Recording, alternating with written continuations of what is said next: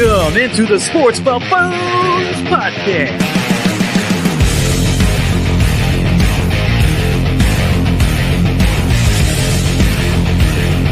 Hey yo, Boys and girls. Tanner, would you moderate? Let's go, man. oh dude, all you. Oh, okay. You My gotta bad. unmute yourself next time. I got to let you run the show today, but I was at least gonna do a little introduction, I suppose. I don't know what you fellas are up to, but I got to get it cracking, man. I got me some high quality H2O over here. It's actually non-alcoholic. Quality H2O. Oh, what's going on, I fellas? got the high quality casino bottled water. Yeah, they should give you a full case of that stuff when you go in there. You guys already know what I'm drinking. You drinking Old Forester today, Tanner? Actually, it's a spiced Maker's Mark. Got it for free. My last trip to Wichita, so it's not bad. Not bad. All right. It's like a mini bottle. It's pretty good. Gotcha. All right, well, So, good thing is we're back at it again, 2 weeks in a row, thank goodness. So, kind of getting back on track here a little bit with things, which is kind of nice. I think we did all agree, by the way, we're going to training camp August 2nd. That'll be a Saturday morning. So we'll try to get some information out there for everybody and let you guys know out there, all the Chiefs fans listening, what we picked up on while we were there, and some notes that we jotted down along the way, I'm sure. But we're getting close, man. Chiefs camp is about 2 weeks away from now, and everyone's reporting at the same time, which is pretty awesome. yeah. This show weird. Will change. This show is going to be dedicated back to football. As you guys listened to last week, it was pretty much all NBA talk. But today we're back on the Chiefs bandwagon, of course. So I don't know how you guys feeling about that. I'm ready. Ready to talk about some football, some Chiefs, some fancy football going down. I'm ready. You got to switch it up every once in a while because the NBA will last, 24/7, 365 if you allow it to. So yeah, it's time to talk about some new shit. It will last. Yeah, it will if you allow it to. I mean, the NFL has tried to do their job along the way to take up space in the off season with all the events, the OTAs, the draft, and free agency and all that. But yeah, the NBA just loves to drag things out. They're really good at that. So that is for sure. So obviously, we got to talk about things that are relevant, though, considering NBA really won't be relevant again for another 9 months. That's about the time when playoffs begin and teams that actually matter can start playing. It's a good thing we don't talk hockey then. Well, we wouldn't have time. We wouldn't have time to talk hockey because it goes on the same time as the NBA does. Yeah, it does. Exact So, same time. I don't know how we would fit a show in where we have hockey at the same time as NBA during football season. Oh my Lord.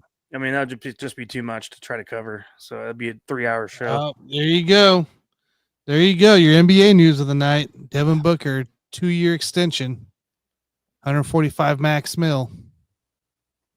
Well, that's nice, Tanner. Let's there talk you go, about.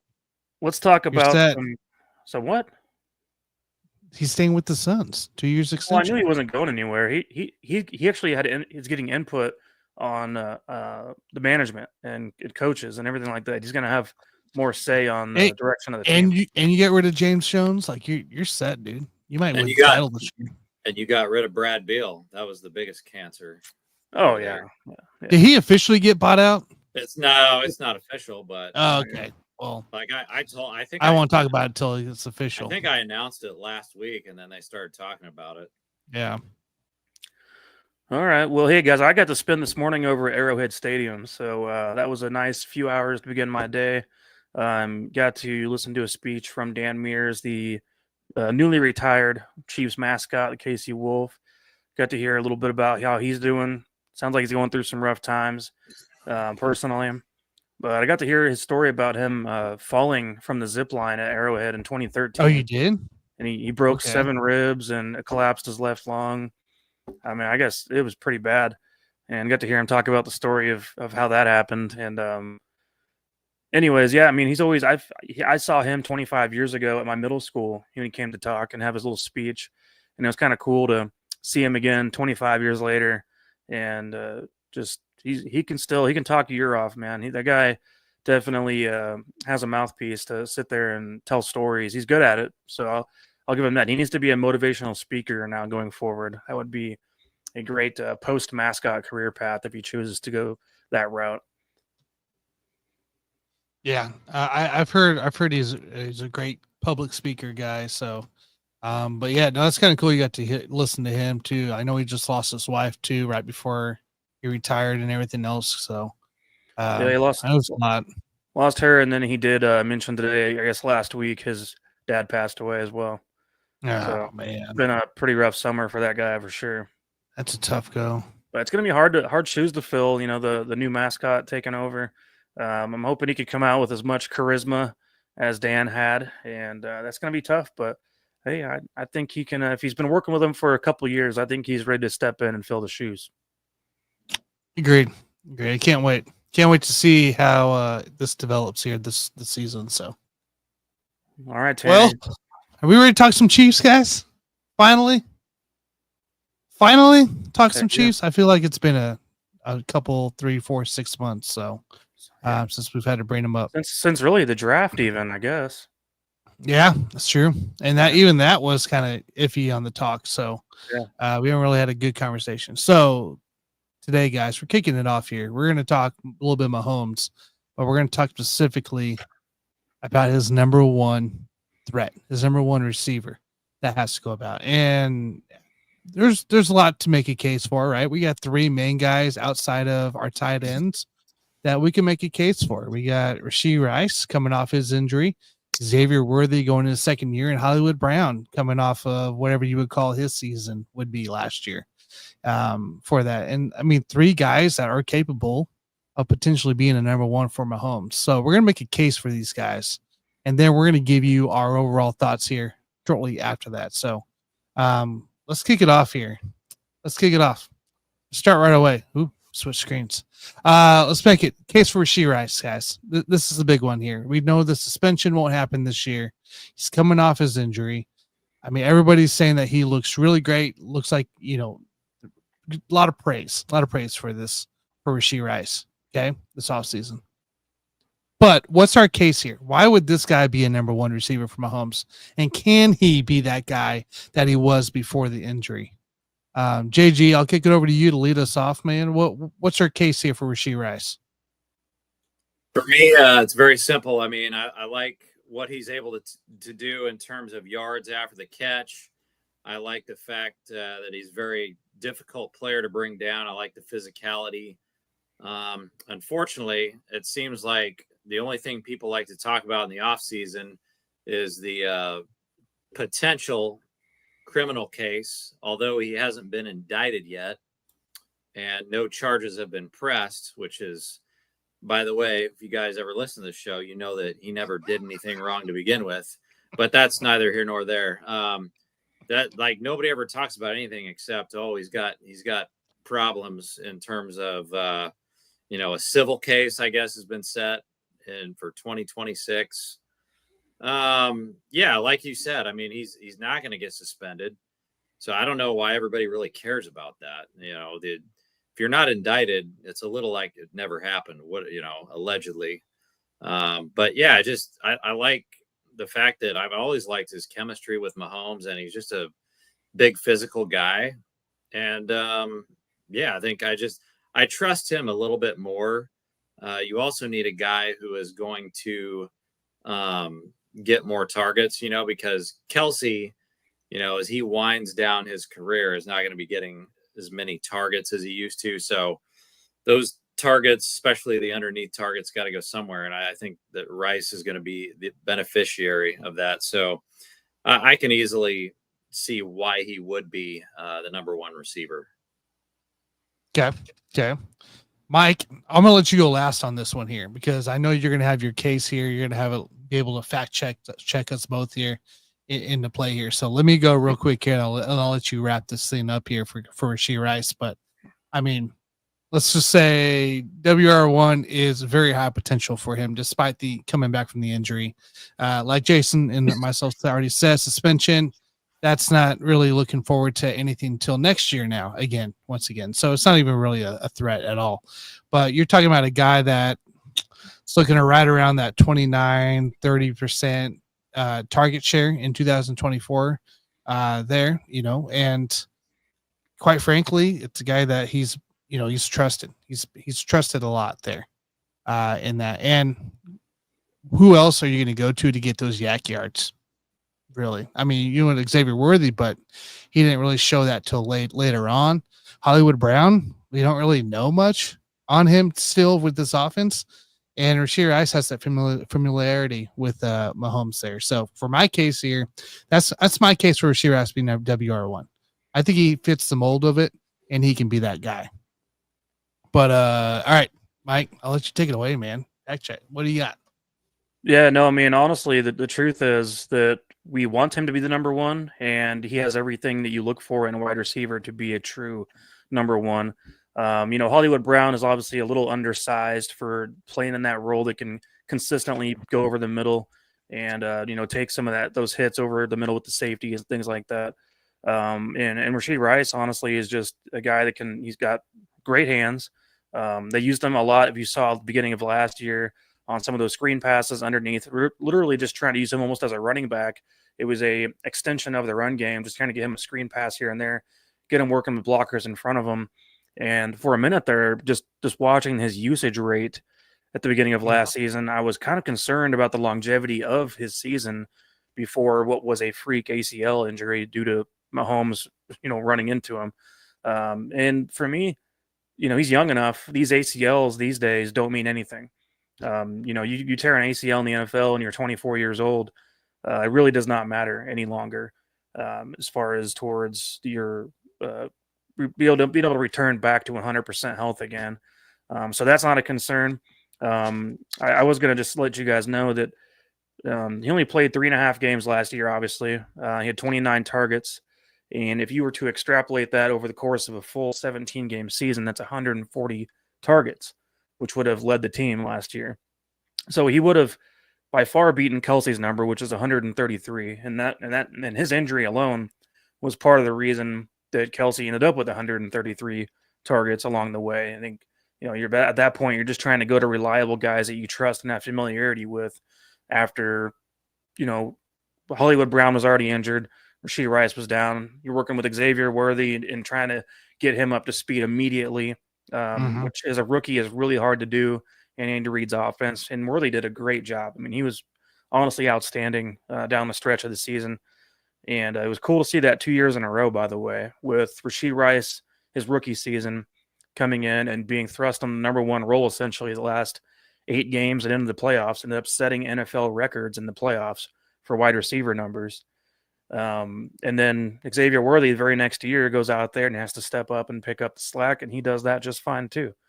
So it's a good problem to have, and I think it's pretty awesome that the Chiefs might get lucky enough to once again miss a suspension of Rashee Rice. Could be pushed until 2026 season before that happens. So yeah, I mean, for me, with Rashee Rice is without a doubt your number one receiver going into this season. Stay tuned because we might have different discussions too, right? I mean, we got to talk about Hollywood Brown here. We got to make a case here. This is also a guy that's a former number one overall for the Baltimore Ravens. He was a former number one overall for the Arizona Cardinals. Okay. So he has experience here. He is coming off his own weird injury there. Got to play a little bit towards the end of the season. Lost a lot of momentum there, I believe, in the preseason with that shoulder injury. I think you lost a lot of momentum going in the season there. So, JG, we'll kick it off to you again, man. What do you got here? Why would Hollywood Brown fit this mold of a number one that he's already been twice on 2 teams? Yeah, I just like the fact that he's a good deep threat. I mean, you look at the fact that he missed 15 games last year. I think that was kind of an anomaly. Obviously, your biggest concern is the guy going to be on the field or not? And I think he will be. You look at the first 3 seasons of his career, he only missed about 3 games total. And then he missed 5 games in 22 and only 3 games in 23. So I don't really view him as an injury prone player. But yeah, missing that many games is tough from last year. So I think in terms of being healthy, I think he'll see some reversion back to the mean this year. And I also like the fact that he did get a 65% snap share in the playoffs. So that's a good sign. Now, obviously, that's not going to happen if you have Rashee Rice on the field. But, yeah, I mean, he has the talent for sure to be a number one wide receiver. You know, he does. He does have some talent. He's a deep threat guy. I mean, in 14 games, really, or is it 14? It wasn't 14 games, but he can average. Like, he was 14.1 yards per carry, 574 yards, 5 touchdowns. You know, he came off that shoulder injury. He looked good. He took the hits. You know, it kind of went stagnant when we didn't need him to be, of course, coming to play. But I mean, he's had 1,000 yards receiving with Baltimore in 2021. I mean, this is a 42% catch rate in 2024. And so like that might be a little bit issue, but that could also be a quarterback problem too. So I ain't too worried about that. So I'm not too concerned here. I think Hollywood Brown has made a case on multiple teams there. And like you said, his injury is not really injury prone on the team here. So I do like the case for Hollywood Brown. I think he can be that guy that maybe takes some pressure off of Rashee Rice, Xavier Worthy, and possibly a Travis Kelce this year. But we'll have to see if they can keep momentum in. Mike, what's your case here, man, for Hollywood Brown? Well, I mean, it's kind of a tough one for me because I like Hollywood Brown as a role player within the roster, but for me, I do think there actually is a health concern, and I thought that before last year. I felt that way when we signed him originally. The things I do like about Hollywood Brown, I like that he does have some veteran maturity about himself on the field. And I know he worked really hard with Mahomes last year in the offseason and was right there with him throughout, you know, all the camps in Texas and everything like that, especially with the ongoing Rashee Rice situation. I know Brown was doing a good job of being involved throughout that process with Mahomes to make sure their chemistry was on point when the season did roll around. Unfortunately, we never got to see that until I think it was week 16. And, you know, I think that obviously at that point in the year, you're jumping into a situation where the team's already kind of figured itself out about what they trust and what they want to rely on to be successful offensively. And adding Brown to the mix was not a bad thing by any means, but I look at him and I see a guy who's a good, you know, number 2 or number 3, but I don't think I could ever trust him as a number 1. And back to your point about his year with Baltimore, you know, that was in a lower volume offense. And, you know, he was basically in a situation where he was used as purely a deep threat. They were chucking it down the field to him on those play action Lamar Jackson passes, you know, and he's just not going to have those same type of opportunities as much in this offense, especially when the Chiefs have Xavier Worthy, who can do all those same things, but maybe better, considering he's 6 foot tall versus 5'9" for Hollywood Brown. So, I mean, for me, I think he's obviously going to be a great role piece within this team, but at the end of the day, you want to hope he's not your number 1, because that would mean Rashee Rice is doing something wrong.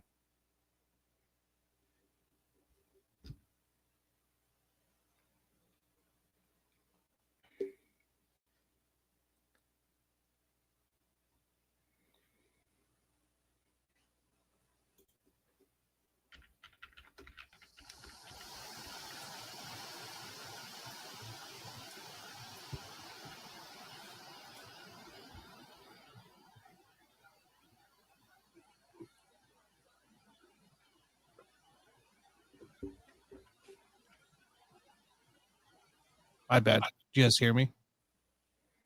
Yeah. Did you hit the mute button, Tanner? I did.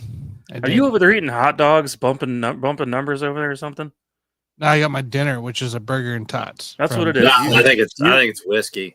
I think it's Old Forester. His ass was over there, leaned over eating a burger. And you guys didn't even say nothing? You saw me talking, you're just like, oh, yeah. Let's let him go. If you look at the private chat, I told you. I'm not looking at the private chat. Just say something. But anyways, Xavier Worthy, guys. I thought you couldn't hear This is a guy. No.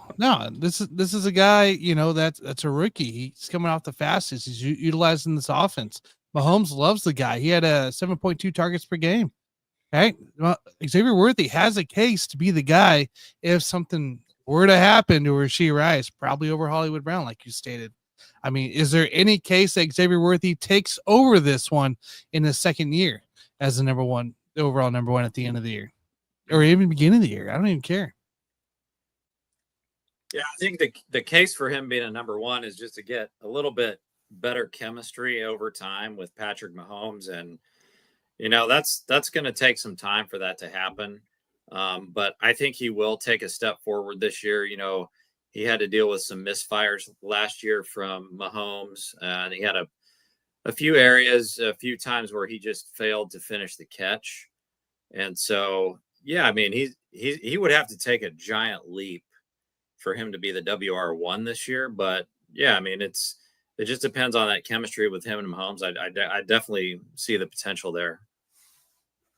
No, I like it. I like it there, and I think I've already said my piece for it. I think he's I think he's a guy that could fit in that role if something were to happen for it. But I think Xavier Worthy makes it on his own, and he's just more of a wild card, right? Kind of a wild card piece with his speed and ability, and also playmaking ability. So, Mike, what do you got, man? Any case for Xavier Worthy?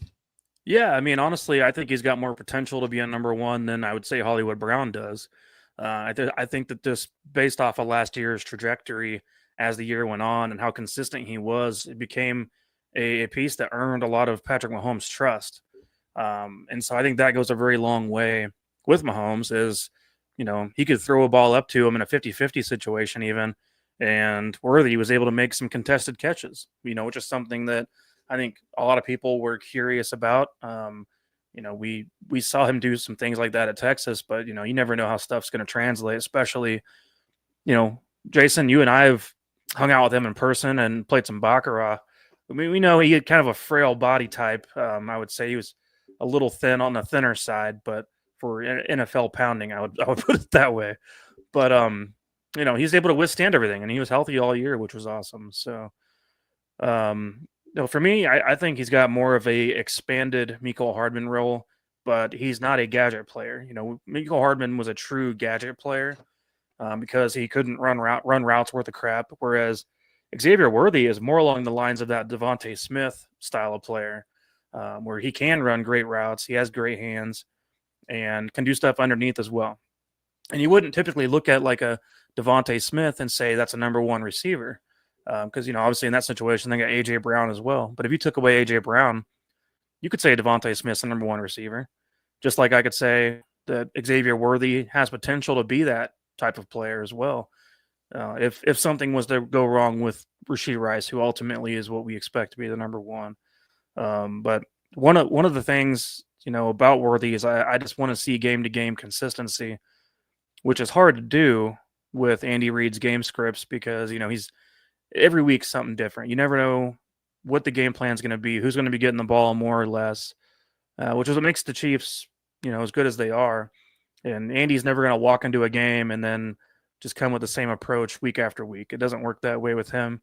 So you might have a week where Xavier Worthy has 8 or 9 catches to Rashee Rice has 4 or 5. And then you'll have a week after that where Xavier Worthy gets 3 catches, and then Rashee Rice has 10. So I would expect that to be kind of how the season plays out. Yeah, I mean, here it is. Here's the real number WR1, guys, for the Chiefs here. Hollywood Brown, Xavier Worthy, or Rice. And I think we all are agreeing on Rice. Oh, yeah. We're all with Rice. Yeah. He has the biggest opportunity to be that one and be that guy. Yeah, pretty much. Yeah. In the end, I could also see Andy Reid going with Brown on that side of things for the WR1 for the quotes in, just because he likes the vet guys like that. But in the end, I think Rice takes it and comes back pretty strong. So, yeah, I'm hoping that's the way it plays out. That's right. So don't forget about Juju. Don't forget about Juju. Oh yeah. Still on the roster. Still there, right? Still on the Still roster. there. Still occasionally can be a guy to rely on to make a play here and there. We saw it happen again in True. the playoffs last year. You're not lying on that. It was kind of surprising to think about Juju there, but I mean, and then we also got the young guy Royals there, Jalen Royals. So, I mean, is your any hope for your guy Sky Moore, Mike? Any hope? I mean, the only hope is I don't have to see his ass in August when we go up there. So I'm hoping he's already cut by then. So that would be the only hope I have. I love it. I love it. Well, there you go, guys. There's your Chiefs talk here for the day here. We're looking at Rashee Rice being your guy for the WR1 for the Kansas City Chiefs here. But now let's keep it on the stage. Let's keep it on the football level, guys. And it's time to talk a little fantasy football. Or sorry, I guess I forgot. I did put this in. I slipped this guy in here before we leave the Chiefs here. Is there a wide receiver in there? I think we already said it. Sky Moore being the guy that tanks. Has the biggest opportunity to tank with Mahomes, but like, do we see anybody outside of Sky Moore that would, I don't know, wouldn't excel with Mahomes on this roster right now? I mean, JG, did you get anybody with that? I mean, if you're asking me who is going to tank Mahomes, it's going to be most likely somebody on the offensive line, and it's probably going to be the same guy as last year, Jawan Taylor. So if anybody's going to tank that offense, it'll be him with all of his penalties and all of his bullshit. Yeah, I like that answer too, because that seems to be the number one thing that does hinder Mahomes is, getting put in these 3rd and 15 situations due to some offensive lineman being a dumbass. We've seen that a lot over his career, so that's probably a good answer there. I mean, yeah, as an overall teammate, yeah, but a wide receiver. I mean, are we looking? Well, I mean, we signed Tyquan Thornton. Don't forget that too. He's on the roster. I just, for me, Mahomes elevates the play of everyone around him, not so much anyone bringing him down, other than obviously we've seen in the past with Kadarius Toney and Sky Moore and just players like that can't ever get it figured out. But I don't really see like any of these guys on this roster as making a major regression or anything like that. I mean, I think Travis is going to be used in a role similar to last year, but they're also going to take into consideration age and game script of maybe we should hold off till we get in the red zone. Have Noah Gray do everything between the 20s, and Noah Gray is going to get probably a little more playing time again. And once again, Noah Gray, I've talked about him many times on this show, and he's an awesome number 2 tight end and reliable and great hands, fantastic hands. Runs really good routes. I mean, he's a little undersized, but I mean, the guy knows how to play the game. He's good at it. And the rest of this roster, it's like I can't imagine anyone really bringing him down, other than I would just throw out there maybe we should caution any of the hype around Jalen Royals, just considering he's a rookie, which typically takes at least 8 games of quality playing time to get up to speed in this offense. So, I know when we go up there in August, we're going to be excited to see Jalen Royals and everything like that, but he's not a guy I want to have on the field playing 50% of the snaps anytime soon. Because, I'd much rather see progression with Worthy and Rice and Hollywood Brown and everything like that. And I would just caution some of the hype around Jalen Royals and not want to put pressure on him yet to need to be a guy to save the team in any kind of way. Yeah, that's what I wanted to hear. I wanted to hear something outside of Sky Moore. So, all right, caution on the rookie receiver first year, due to the fact that he has way more weapons than needing a rookie receiver. And like I said, it takes time to develop into the offense. The guys I mentioned before that picked up on things quick, like Rice and Worthy, they were already playing a good amount of snaps before they were put in the number 1 role, right? Yeah, 2 years ago and last year, they were already playing a good amount of snaps. Jalen Royals is not going to be playing that many snaps to start off. I don't want to have him in a situation where suddenly he's got to come in and be the slot receiver or whatever. And he's not going to be a slot receiver. He plays outside primarily, but still, I just don't want to have that be a thing that we have to rely on with a rookie receiver, especially given that we have so many veterans on this roster that are good quality players. I'd rather see them get the job done for Mahomes. All right. There you go, ladies and gentlemen. There you go. All right, let's move into it. Fantasy football time, guys. It is fantasy football season. In case you aren't aware, I know it's July. Well, June is fantasy football season. Really starts in May and June if you're a best ball guy. But we are in July here. We can start talking about this here. Training camps are starting to will start populate here in what, a week? Next week, I think some of them start reporting. We got a football game at the end of the month, the Hall of Fame game. So like, football's here, whether you're ready or not. It's here. So as we get ready here, there's ADPs are all over the place right now, and there are some guys that are being drafted too early for your team, and some of them could probably kill your team in the end. Really are. If you draft them high enough here within the top 3 rounds, it could kill your team. So guys, I want to know from you, if you draft this guy, 1 or 2 guys, draft this guy too early, and your fantasy team will go dead. Who is this guy? What are we looking at? Yeah, the first guy I want to talk about is actually Tyreek Hill. So his ADP right now is at 31. And I don't really feel comfortable drafting him this year in the 3rd round. You know, first 2 seasons in Miami were fantastic. Last year, obviously, he was an injured bum along with Tua. And I don't really trust Tua to stay healthy. I never have.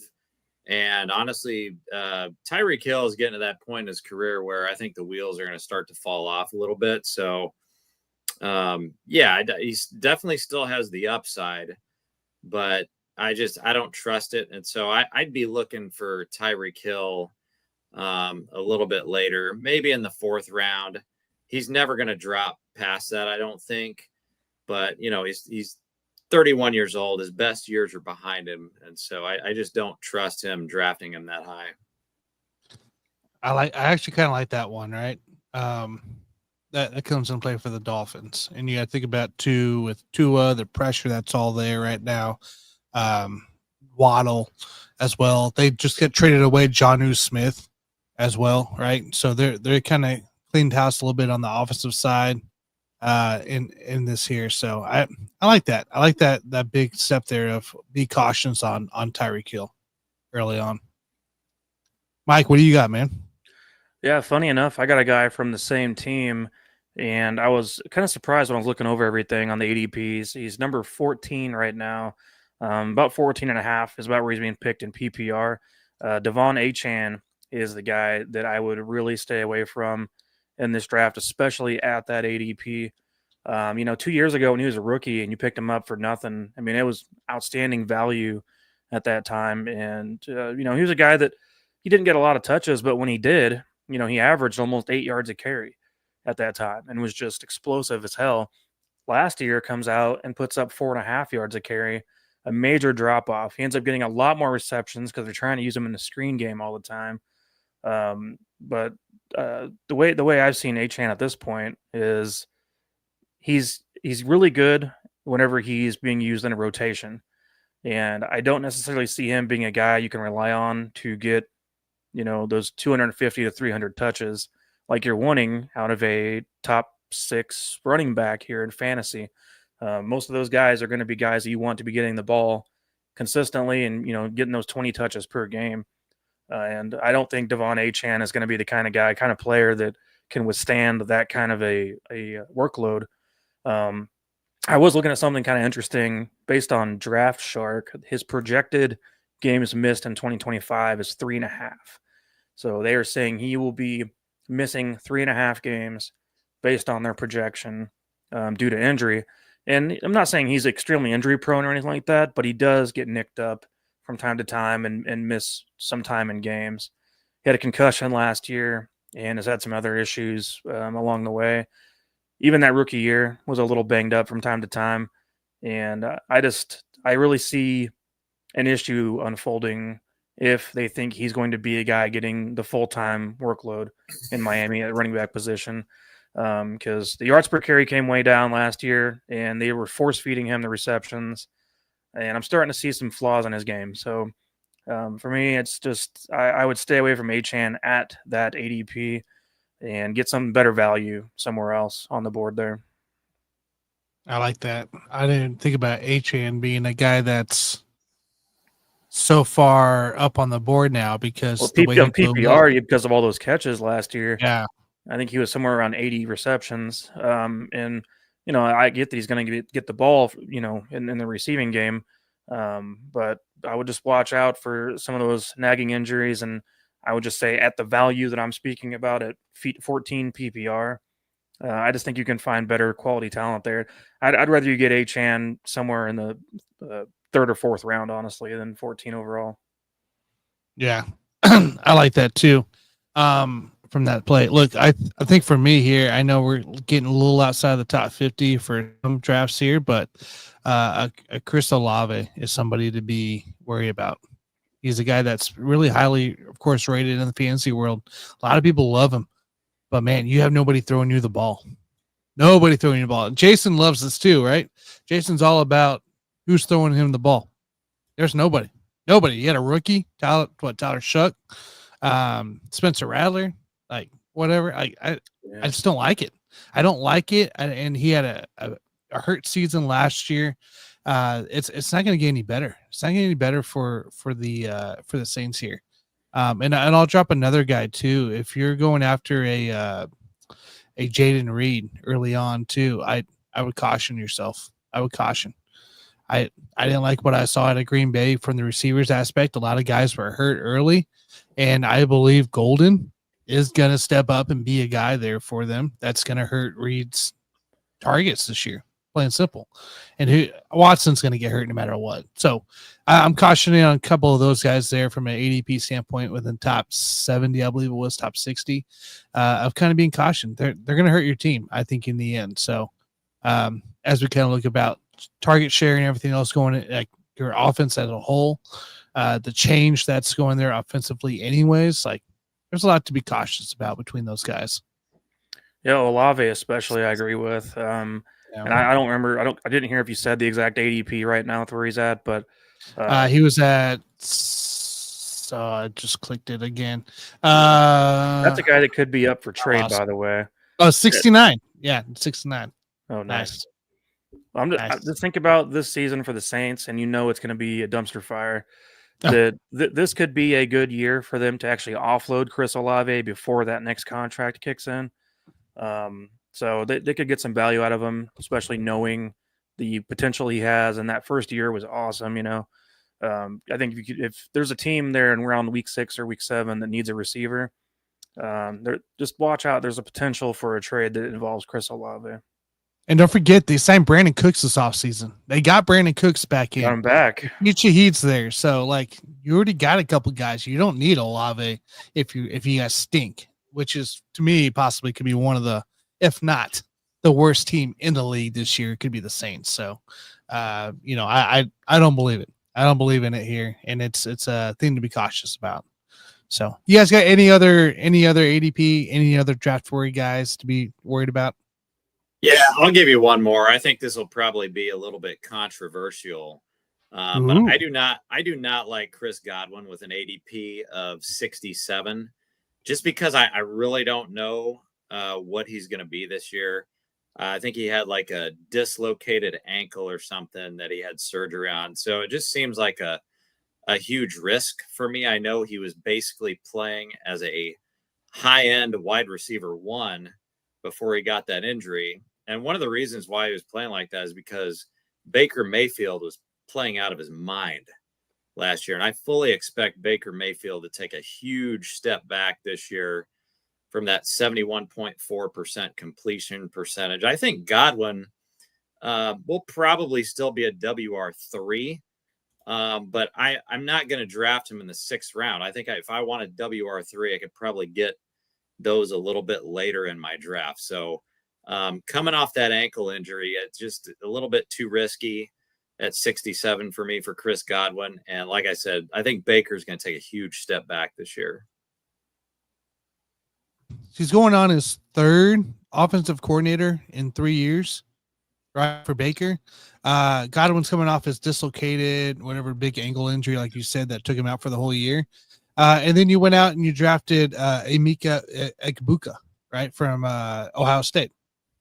You're setting up to replace Godwin. You're not looking at Godwin possibly making that splash again that he did. And can he stay healthy? This is what, 2 out of 3 years that he's been hurt somewhere in the midseason. I mean, it's got to be very cautious about. I agree with that.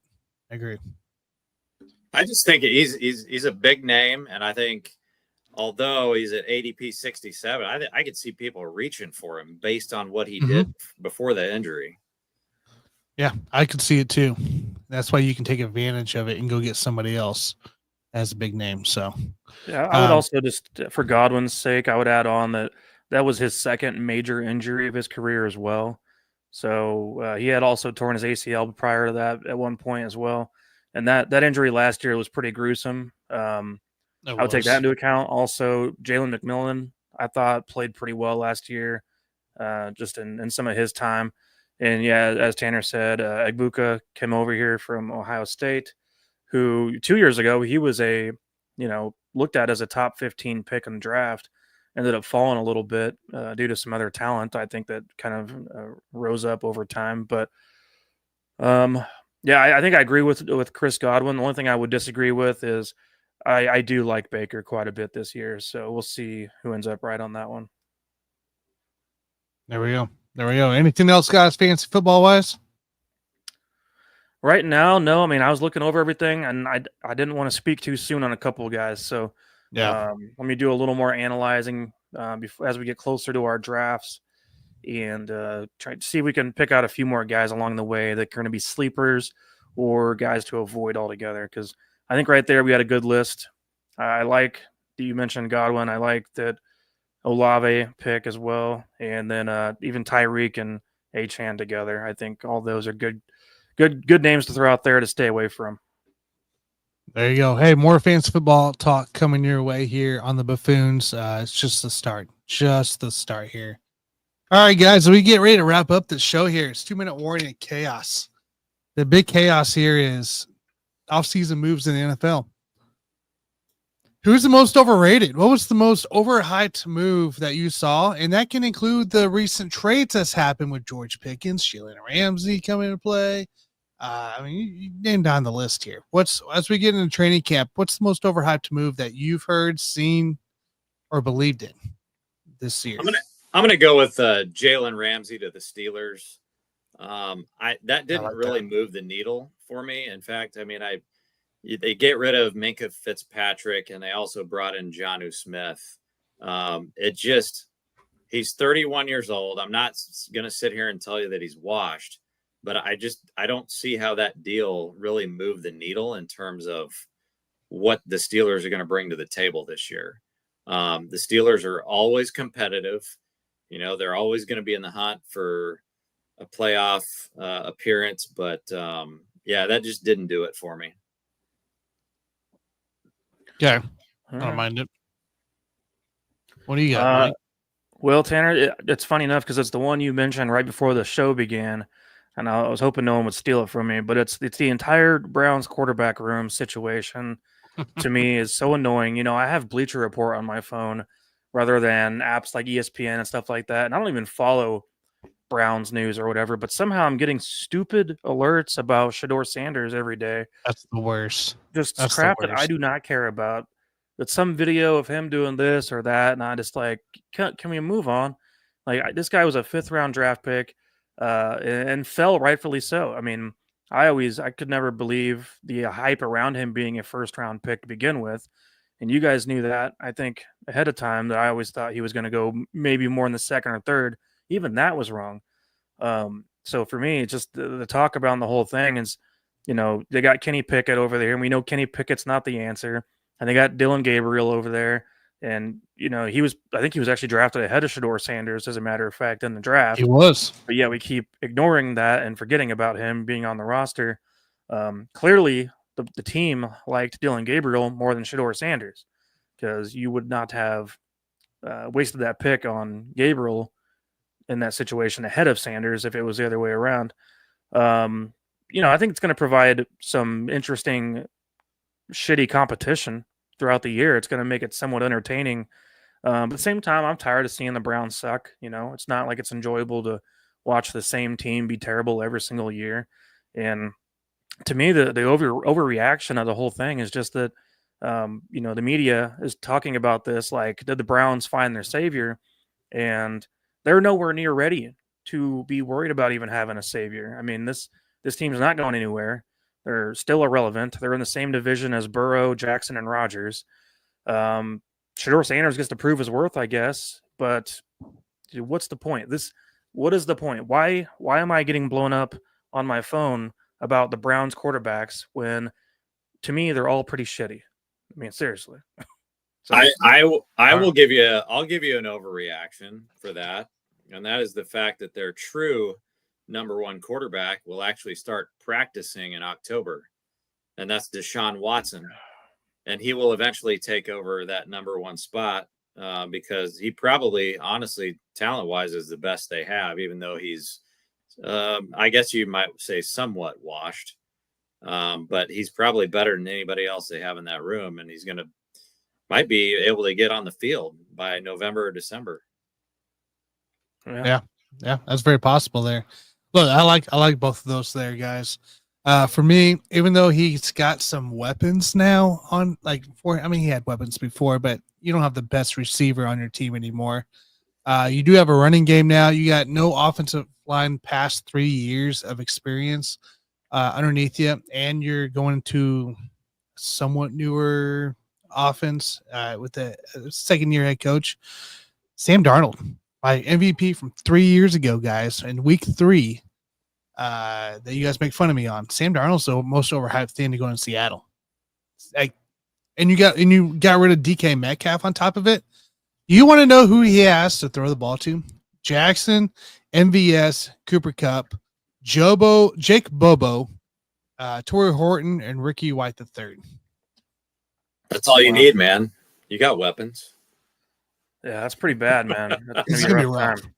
He, like I said, he's got a good running game here with Seattle. Obviously, with the two-headed monster there. His tight end's Noah Fant, like nothing special there. Like Sam Darnold here, it's not gonna be pretty for Seattle, I believe, this year. Well, it's kind of like going back to the Jets. It sounds like. Yeah, might as well be.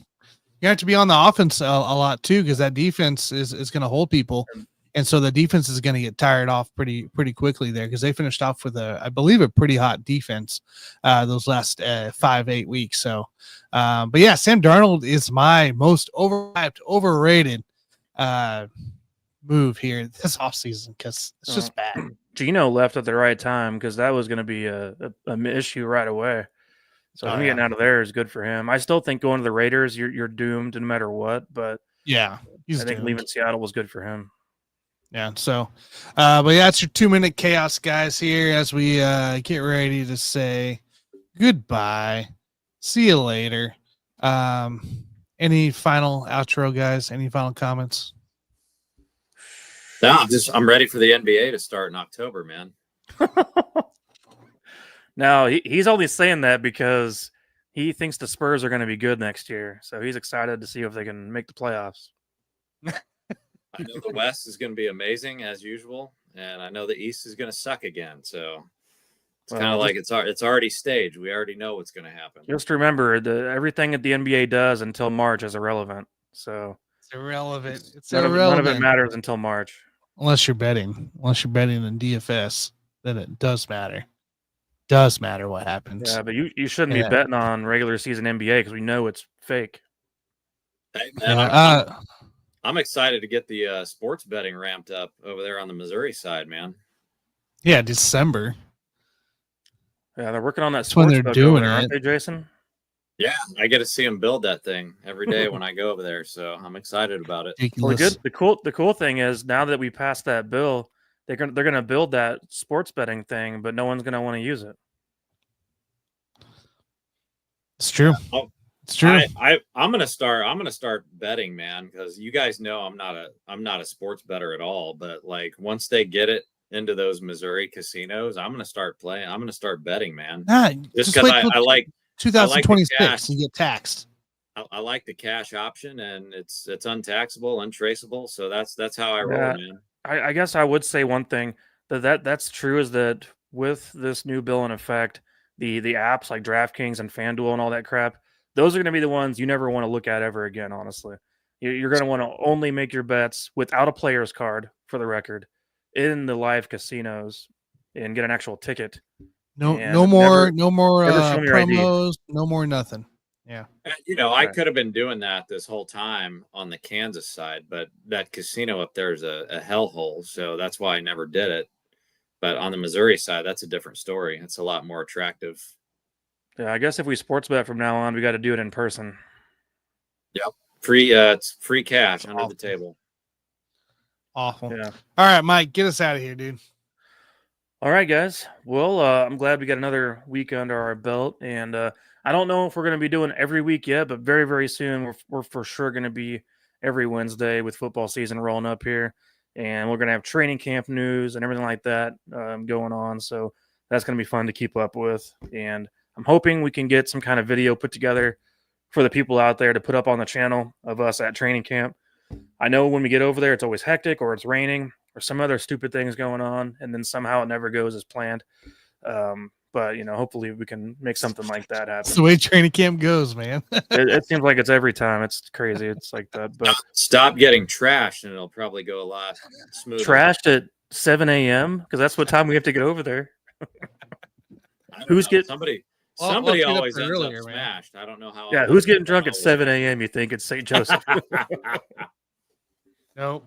Yeah, someone's trying to sneak in shot bottles. I think is what's going on. Everybody needs a hobby. Yeah. All right, guys.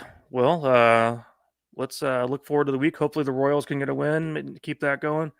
3-3 right now. Flint Eastwood did say when the Pirates did score, he put a comment in there. You can see at the bottom right. So, but yeah, tough go there. It's tied 3-3, top 8 here. Urseg's in. All right. Well, guys, that's all I got. So I'll see you all on the next one. Outro.